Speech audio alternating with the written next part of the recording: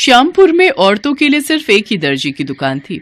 उसका मालिक राजू बहुत ही बदमाश किस्म का आदमी था।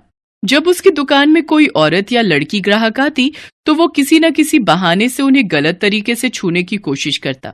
अरे क्या भाभी जी, आप जो ये सूट लेकर आई हैं ये तो थोड़ी पुरानी है ना, और आप कह रही हैं कि इसी नाप का सूट बना दो। ऐसे थोड़ी होता है। देखिए, इतने महीनों में आपकी कमर या आपका साइज कुछ तो बड़ा होगा। अगर मैं पुरानी नाप से ही ये वाली सूट बना दूंगा तो फिर फिटिंग सही नहीं होगी ना। अच्छा ठीक है, फिर ले लो नाप। महिला के इतना कहने पर ही राजू की आंखों में चमक आ जाती। अपने गले में पड़े इंच टेप से वो नाप लेने लगता है। हाँ भाभी जी, जरा सा सामने आइए। हाँ हाँ हाँ, ठीक है, जरा कमर की नाप ले लूं। उसके बाद तो वो लगभग आधे घंटे नाप लेने में ही लगा देता। और अगर कोई उससे कहता कि अरे राजू मास्टर जी, कितनी देर से नाप ले रहे हो, शाम तक नाप ही लोगे क्या? देखिए भाभी जी, मेरा नाम है राजू मास्टर। मैं अपने काम से कोई समझौता नहीं करता। हाँ, ठीक से नाप लूंगा तभी तो मस्त सूट बना पाऊंगा ना। अब उसकी इस बात पर कोई क्या ही उसे बोलता। बहरहाल औरत के जाने के बाद वो उस औरत के ख्याल में खो जाता। और क्या मस्त फिगर थी भाभी जी की। ओहो, इसके आगे तो सारी हीरोइनें फेल हैं यार। वाह ऊपर वाले, क्या किस्मत बनाई है तुमने मेरी। जरूर मैंने पिछले जन्म में कोई अच्छे कर्म किए होंगे जो आपने मुझे दर्जी बनाया। हे भगवान, बस एक ही प्रार्थना है कि अगले जन्म मोहे दर्जी ही कीजो, ताकि मैं अलग अलग और खूबसूरत औरतों के नाप ले सकूं। राजू टेलर अपने काम की आड़ में औरतों के साथ छेड़छाड़ किया करता था। अब उसका प्रोफेशन ही ऐसा था कि लोगों को ज्यादा कुछ पता नहीं लगता। श्यामपुर में ही विनीता नाम की एक रिटायर्ड टीचर अपनी बेटी सिम्मी और बेटे विकास के साथ रहा करती थी। विकास की अभी कुछ दिनों पहले ही शर्मिला नाम की लड़की से शादी हुई थी। शर्मिला बहुत ही भोली लड़की थी। एक बार की बात है, सुबह का समय था। शर्मिला माथे पर घूंघट लिए अपनी सास के पास चाय लेकर गई। ये लीजिए माँ जी, आपकी चाय अदरक वाली। ये कहकर उसने चाय अपनी सास को दी। विनीता ने चाय ले ली तो शर्मिला वहां से जाने लगी। बहू, 1 मिनट रुको, मुझे तुमसे कुछ बात करनी है। मुझसे कोई बात हो गई क्या माँ जी? अब चाय तो ठीक है ना? अरे तू इतना डरती क्यों है? मैं तेरी सास हूँ, कोई राक्षस थोड़े ही हूँ जो तुझे खा जाऊंगी। और जहाँ तक रही चाय की बात, तो वो तो मैंने अभी तक पी ही नहीं है। ये कहकर उसने चाय की प्याली उठाई और चाय पीने लगी। चाय पीते ही, वाह बहुत ही अच्छी चाय है, बिल्कुल तुम्हारी जैसी। अरे बहू, तुम खड़ी क्यों हो? तुम्हें कहा है ना मैंने बैठने के लिए, बैठो। अब जी माँ जी, कहिए आप मुझसे क्या बातें करना चाहती थी? तब शर्मिला की सास ने उससे कहा, शर्मिला बहू, तेरी शादी को लगभग 1.5 महीने हो गए। तू कब तक ये साड़ी और घूंघट में रहेगी? मैं समझी नहीं माँ जी। बहू, अब हमारी पीढ़ी की तो तुम हो नहीं कि घूंघट और साड़ी में ही हमेशा रहो। तुम आज की पीढ़ी हो, तुम सलवार सूट पहन सकती हो घर में। मैं कुछ नहीं बोलूंगी तुमको। पर माँ जी, मैं तो सलवार सूट लेकर आई ही नहीं। मुझे लगा कि शादी के बाद साड़ी में ही रहना होगा। भला ऐसा भी होता है क्या? उसके बाद विनीता ने अपनी बेटी सिम्मी को आवाज लगाई, सिम्मी, सिम्मी। सिम्मी उस समय कॉलेज जाने के लिए तैयार हो रही थी। माँ की पुकार सुनकर वो बाहर आई। हाँ मम्मी, क्या कह रही हो? कहीं जा रही हो क्या? क्या मम्मी, इस समय मैं कॉलेज जाती हूँ ना। पर आज तो संडे है ना, विनीता ने कैलेंडर की ओर देखते हुए कहा। तब सिमी कैलेंडर के पास गई और उसे पलटते हुए कहा, मम्मी, जनवरी खत्म हो गया है, ये फरवरी है, फरवरी, और आज शनिवार है। ओह, मैंने तो ध्यान ही नहीं दिया। अच्छा ये तो बोलो कि तुम मुझे बुला क्यों रही थी? सिमी बेटा, वो तुम्हारे पास 3-4 सूट के कपड़े पड़े हैं ना, जो पिछले महीने खरीदे थे। हाँ माँ, है तो। सुनो ना, वो तुम भाभी को दे दो, वो उसे राजू टेलर के पास जाकर सिलवा लेगी। तुम्हारी भाभी के पास एक भी सूट नहीं है। अच्छा माँ, मैं दे देती हूँ। सिमी ने सूट के कपड़े अपनी भाभी को दे दिए। सिमी कॉलेज चली गई। बहू सुनो, ये लो सूट का कपड़ा, इसे सिलवा लो। यहाँ से थोड़ी दूर पर राजू टेलर्स है, तुम उसके पास चली जाओ। मैं अकेली जाऊँ? हाँ बहू, चली जाओ ना। तुम्हें तो पता है ना मेरे घुटनों में कितना दर्द रहता है। अगर तुम्हारे साथ गई तो फिर 1 सप्ताह तक चलना फिरना सब हराम हो जाएगा। शर्मिला सूट का कपड़ा लेकर राजू टेलर्स के पास गई। राजू ने उसे देखा तो, ये कौन देहाती हुस्न की परी आ रही है? घूंघट वूंघट निकाल के, पहले तो इसे कभी नहीं देखा। राजू टेलर शर्मिला को घूर घूर कर देख रहा था। उसे इस तरह घूरता देखकर शर्मिला झेंप गई। तब राजू ने उससे पूछा, कहिए क्या सेवा करूं मैं आपकी भाभी जी? जी, ये सूट बनवाना है। हाँ हाँ, बना देंगे बना देंगे। वैसे कैसा बनवाना है, पटियाला या नॉर्मल? पटियाला। अरे पटियाला नहीं पता आपको? आजकल वो स्टाइल बहुत चलता है। मैं तो एक्सपर्ट हूँ पटियाला का। मेरे पास दूर दूर से लोग आते हैं पटियाला सूट सिलवाने। उसके बाद राजू टेलर ने शर्मिला को दुकान पर रखे कुछ सैंपल दिखाए। शर्मिला को वो पसंद आ गए। हाँ जी सही है, ऐसा ही बना दो मेरा। अरे ऐसा क्यों, इससे अच्छा बना देंगे आपका, लेकिन पहले आपको देना होगा। देना होगा? क्या देना होगा? अरे नाप देना होगा, नाप। बिना नाप मैं कैसे बनाऊंगा आपके लिए पटियाला सूट। उसके बाद राजू शर्मिला का नाप लेने लगा। शर्मिला से बातों के क्रम में ही उसे पता लग गया था कि ये बहुत ही भोली टाइप की है, इसलिए उसने मन ही मन सोच लिया था कि आज तो इसका अच्छे से और बहुत देर नाप लूंगा, मजा आ जाएगा। नाप लेने के क्रम में राजू बार बार शर्मिला को छू रहा था, और वो छूना नॉर्मल छूना तो नहीं था। ये बात शर्मिला को भी समझ आने लगी थी। भाई साहब, ये आप क्या कर रहे हैं? इस तरह से कौन नाप लेता है? चलिए हटिए, दूर हटिए। अरे क्या हो गया भाभी जी, क्यों गुस्सा हो रही हैं आप? गुस्सा नहीं हो तो क्या करूं? आप ये किस तरह से और कितनी देर से नाप ले रहे हैं? कभी कमर को छूते हैं, कभी इधर हाथ लगाते हैं, कभी उधर हाथ लगाते हैं।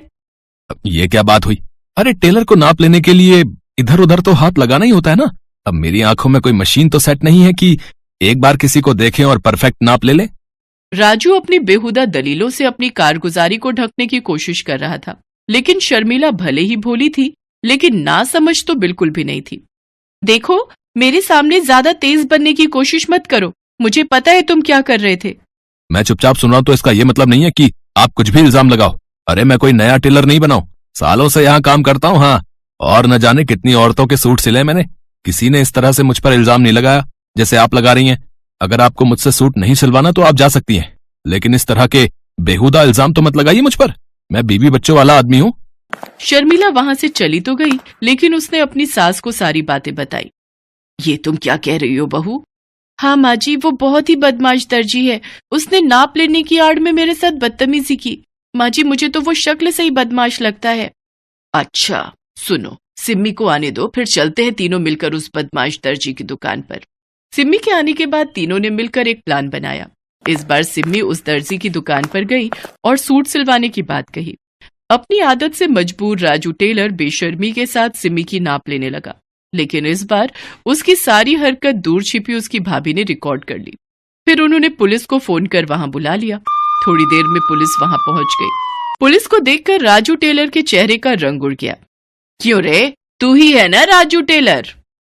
जी मैडम, मैं ही हूँ। कोई बात हो गई है क्या? उसके इस बात पर इंस्पेक्टर शशिकला ने उसे एक जोरदार तमाचा मारा और विनीता और शर्मिला द्वारा रिकॉर्ड किया वीडियो दिखाया।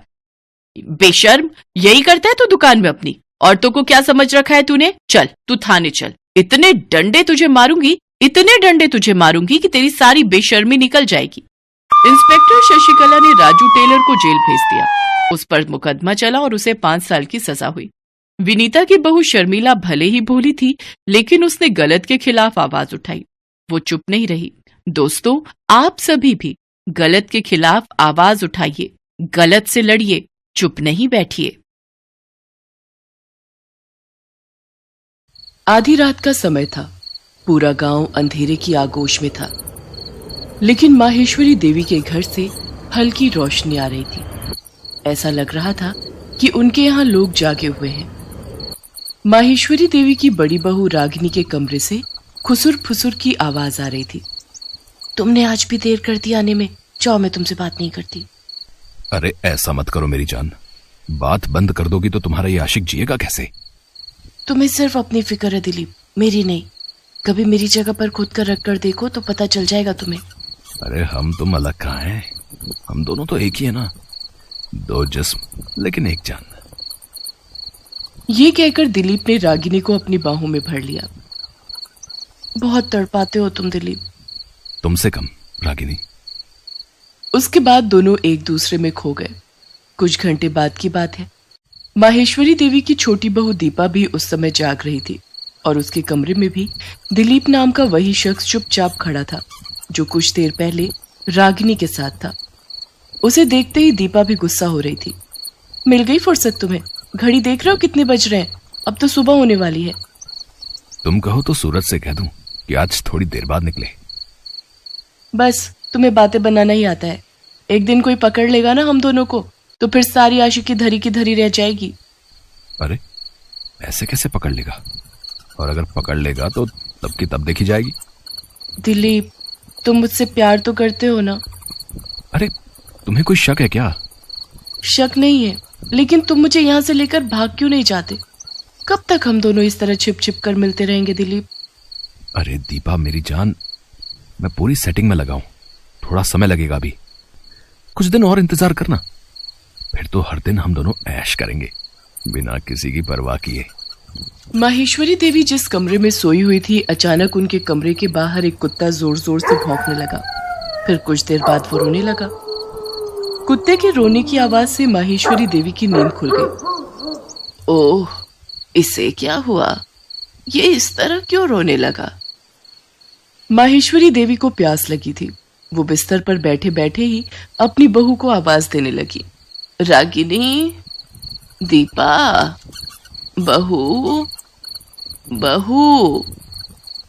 रागिनी तो गहरी नींद में थी, तो उसे अपनी सास की आवाज सुनाई नहीं थी, लेकिन छोटी बहू दीपा दिलीप के साथ आनंद के उस सागर में गोते लगा रही थी, जहां वे दोनों सिर्फ एक दूसरे के दिल की धड़कन और तेज चलती हुई सांसों की आवाज ही सुन सकते थे। दिलीप, मुझे तुम्हारे साथ हमेशा ऐसे ही रहना है, प्यार के समंदर में गोते लगाना है और भूल जाना है पूरी दुनिया को। माहेश्वरी देवी ने कई बार दोनों बहुओं को आवाज दी, लेकिन किसी ने उसकी आवाज नहीं सुनी। तो लगता है खुद ही उठकर पानी लाने जाना पड़ेगा। माहेश्वरी देवी को दिखाई नहीं देता था, लेकिन उन्हें अंदाजा तो था ही कि कैसे अपने कमरे से बाहर निकलकर रसोई की तरफ जाना है। वो अंदाजे से ही कमरे से धीरे धीरे कर बाहर निकली। जैसे ही वो छोटी बहू के कमरे के पास पहुंची, उसे खुसुर फुसुर की आवाज सुनाई दी। अरे, बहू के कमरे में कोई है क्या? वो किससे बात कर रही है? माहेश्वरी देवी उसके दरवाजे को खटखटाने लगी। बहू, बहू, छोटी बहू। अचानक दीपा का ध्यान अपनी सास की आवाज पर गया और उस आवाज को सुनकर उसका दिल जोर जोर से धड़कने लगा। अरे, ये अंधी बुढ़िया कब जग गई? दिलीप, तुम चुपचाप रहना, मैं संभालती हूँ मोर्चा। मैं बुढ़िया से बातें करूंगी, तुम पीछे से निकल जाना। वो तो अंधी है, उसे कुछ पता नहीं चलेगा। दीपा ने दरवाजा खोला और दिलीप पीछे से निकल गया। क्या हुआ माँ जी, आप दरवाजा क्यों पीट रही हैं? तुम्हारे कमरे में कोई है क्या दीपा? तुम किससे बातें कर रही हो? मैं और बातें? क्या माँ जी, आप ये क्या कह रही हैं? मैं तो अकेली हूं अपने कमरे में, मैं भला किससे बातें करूंगी? लगता है आपने कोई सपना देखा है। सपना? सपना तो नहीं था। अच्छा छोड़ो, सुनो, थोड़ा पानी पिला दो ना। आप रुकिए, मैं ला देती हूँ। लेकिन कितनी बार आपको कहा है कि आपको कोई जरूरत हो तो आप मुझे आवाज दे दिया करिए। दिया तो था बहू, पर तुमने सुना नहीं, इसलिए मुझे खुद से आना पड़ा। माहेश्वरी देवी के दो बेटे रमेश और निरंजन विदेश में नौकरी करते थे। साल में 1 या 2 बार ही उनका आना होता था। माहेश्वरी देवी की दोनों बहुएं पिछले 2 साल से अपने पति और सास को धोखा दे रहे थे।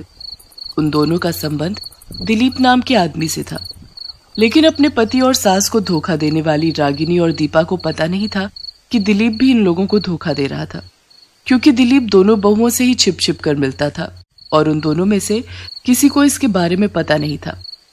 इसे कहते हैं 5 उंगलियां घी में और सर कढ़ाई में।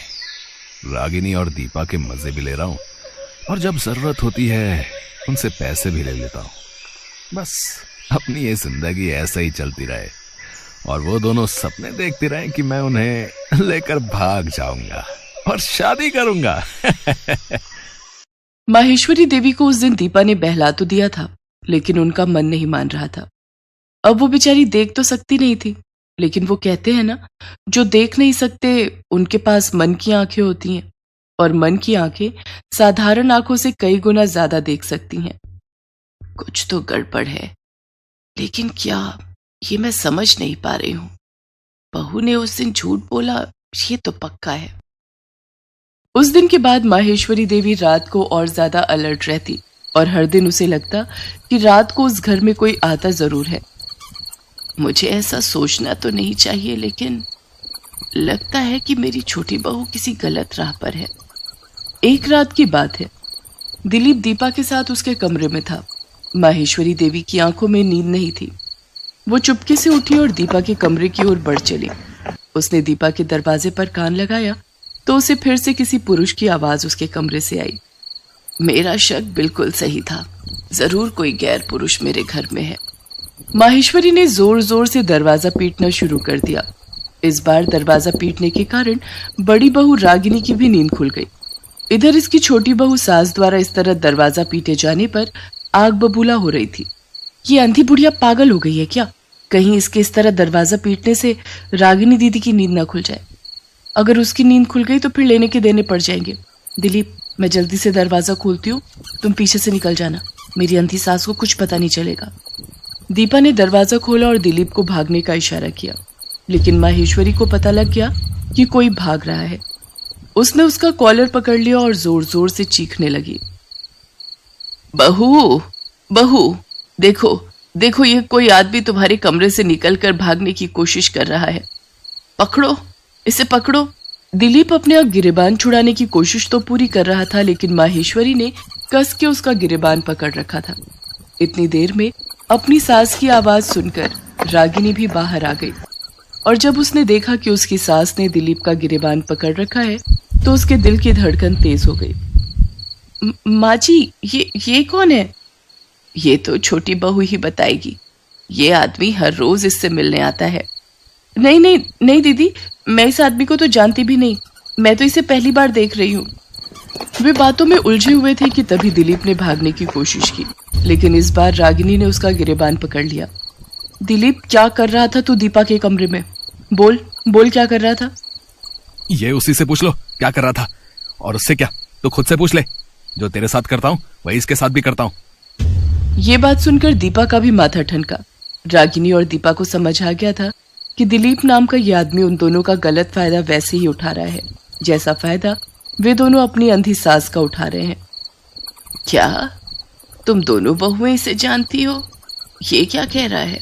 लेकिन दोनों बहुओं ने अपनी सास की बातों का कोई जवाब नहीं दिया, उल्टा दिलीप की जमकर पिटाई कर दी। अरे क्यों मार रही है मुझे? छोड़ो, तुम दोनों ही तो मुझे बुलाती थी तो मैं आता था। अब सती सावित्री बनने का ढोंग कर रही हो। इस अंधी बुढ़िया का फायदा तुम दोनों उठा रहे थे, तो ये पिटाई तुम्हें भी तो मिलनी चाहिए, सिर्फ मुझे क्यों? दिलीप ने माहेश्वरी के सामने दोनों को खूब भला बुरा कहा, जिसे सुनकर माहेश्वरी ने एक थप्पड़ उसे खींचकर मारा। चुप चुप रह और अपनी बकवास बंद कर और कान खोल कर सुन। अगर और एक शब्द भी तुमने मेरी बहुओं के लिए बुरा बोला तो तुझे यहीं मारकर पीछे गाड़ देंगे। वो मेरी बहुएं हैं, मेरे परिवार का सम्मान है, इज्जत है मेरे परिवार की। वो कोई बाजारू औरत नहीं जो तुम उन्हें कुछ भी बोलो। सुन, यहाँ से जितनी जल्दी हो सके निकल जा, नहीं तो पुलिस को बुलाकर चोरी का मुकदमा दर्ज कराऊंगी। दिलीप वहां से भाग खड़ा हुआ। माहेश्वरी देवी सारा सच जान चुकी थी, फिर भी दोनों बहुओं की तरफदारी कर रही थी। इसे देख दोनों बहुओं को अपनी गलती का एहसास हो गया। हमें माफ कर दीजिए माँ जी, हम भटक गए थे। हाँ माँ जी, हमसे भारी भूल हो गई थी। हमने आपके विश्वास को चकनाचूर किया और गलत राह पर निकल गए। तुम दोनों को अपनी भूल का एहसास हो गया, यही सबसे बड़ी बात है। लेकिन बहुओं, इस बात की चर्चा आज के बाद इस घर में कोई नहीं करेगा। मैं नहीं चाहती कि जिंदगी में हुई इस भूल के पन्ने को तुम कभी याद करो। हाँ, इससे सबक जरूर सीखो। माहेश्वरी देवी की बातों को सुनकर दोनों ने उन्हें गले से लगा लिया।